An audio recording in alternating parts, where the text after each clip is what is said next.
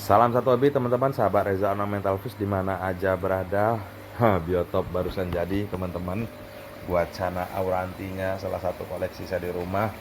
Agak sedikit galau, agak sedikit stres ya teman-teman. Karena memang perubahan air, perubahan tempat baru, dan di sini juga ada ikan lama, ikan arwana 24K. Konten pertama kalau nggak salah waktu itu cukup lumayan lama. Sengaja tidak saya jual, tidak pernah saya rawat dengan sepenuh hati karena memang sayang teman-teman, ngurus dari kecil hingga saat ini. Mudah-mudahan tetap bisa menemani saya di keseharian saya di sini untuk ikan arwana prospek 24K-nya. Dan ada juga ikan arwana sebelumnya itu sudah terjual karena kebutuhan ya teman-teman. Nah, ini kebetulan melek agak sedikit santai sambil menunggu kantuk teman-teman, sambil menunggu mata ngantuk. Dari tadi bengongnya apa aja nih, ngapain aja nih yang mau dilakuin. Ini kebetulan tadi ini ngejawab pertanyaan-pertanyaan sahabat kita, salah satu penghobi ya di ikan peacock bass. Dan cukup lumayan banyak juga nih ya teman-teman. Dari konten terakhir saya membahas permasalahan-permasalahan pemeliharaan ikan peacock bass, dan kala waktu itu membahas tentang peacock bass baby, cukup lumayan banyak yang bertanya hingga ini tadi. Nah, jadi ini kebetulan ada ikan peacock bass dan nggak banyak, baru ikan baru juga datang juga kemarin sore juga.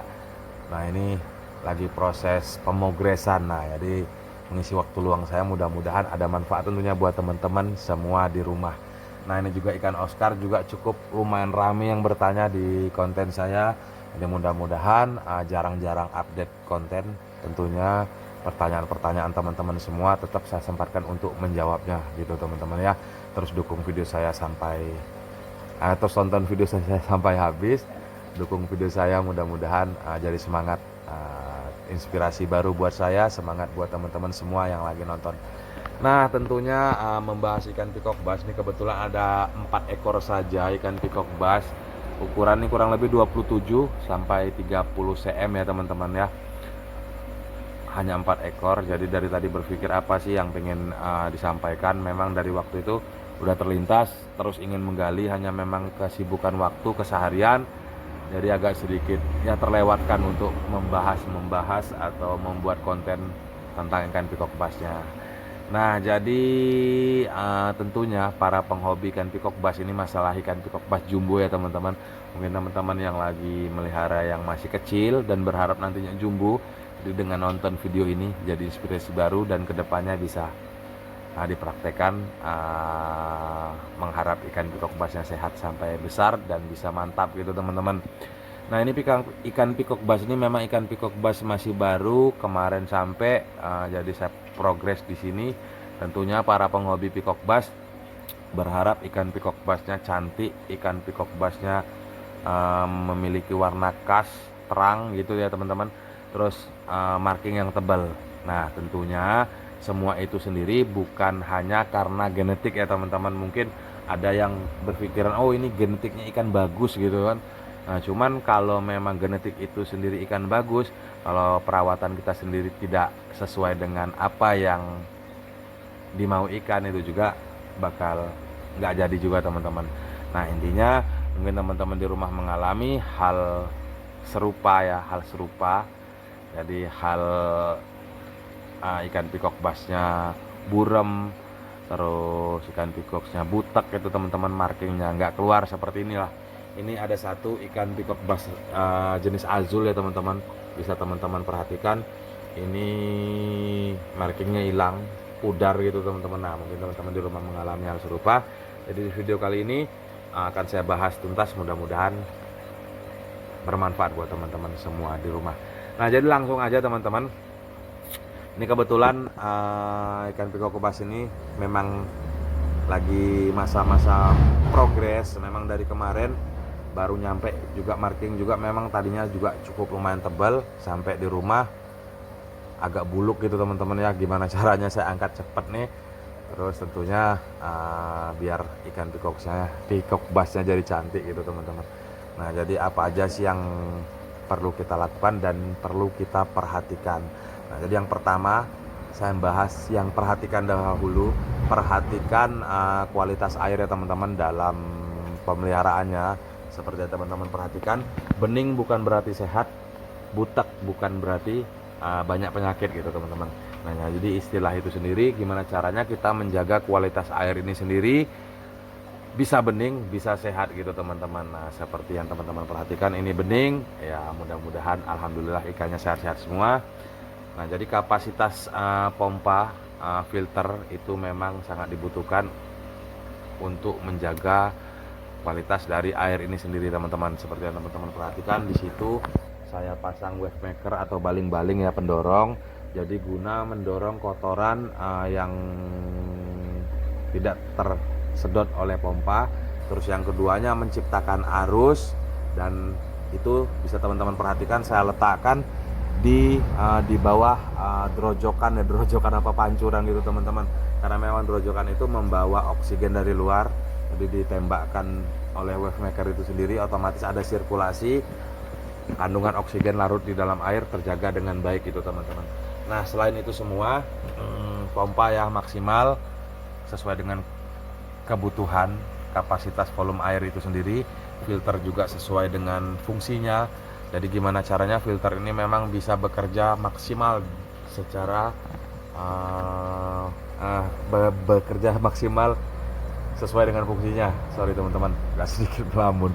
Nah, jadi yang selanjutnya di sini ada tambahan heater ya teman-teman, karena untuk peacock bass yang usia besar ini itu cukup lumayan buas. Nah, jadi anteng-anteng seperti ini saat kita beri makan dia galak sekali, sering nyamber-nyamber gitu, mungkin teman-teman juga tahu di rumah kan. Nah, itu otomatis sering terjadi tumburan, dan otomatis juga akan terjadi kelecetan dari ikan peacock bass itu sendiri. Nah, jadi niat kita mau progres, bukannya ikannya bakal bagus malah ikannya sakit gitu teman-teman.